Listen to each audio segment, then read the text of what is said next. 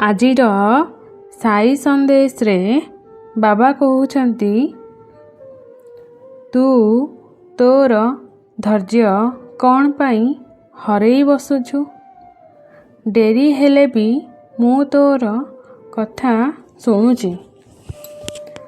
ତା ଯାହା ଚାହୁଁଛୁ ତାହା ହେବ। ସମୟ ଖରାପ ଚାଲିଛି, କାଲି ଭଲ ସମୟ ମଧ୍ୟ ଆସିବ। ତୁ ତୋର ଭରସା ହରେଇ ବସେନା। ଯେ ପର୍ଯ୍ୟନ୍ତ ତୁ ତୋର କମଜୋରି କ'ଣ ଜାଣିନାହୁଁ, ସେ ପର୍ଯ୍ୟନ୍ତ ସଫଳତା ପାଇବାକୁ ଟିକେ ପରିଶ୍ରମ କର।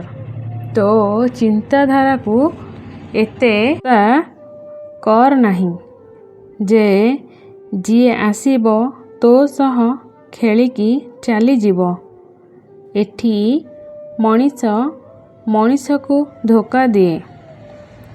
ତୁ ଏତେ ଜଲ୍ଦି କାହାକୁ ବି ବିଶ୍ୱାସ କରି ବସେନି। ମୁଁ ଜାଣିଛି ତୁ ବହୁତ ଶାନ୍ତ ଆଉ ସରଳ ହୃଦୟର। ସେଥିପାଇଁ ଲୋକମାନେ ତୋ ସହ ଖେଳିକି ଚାଲି ଯାଉଛନ୍ତି।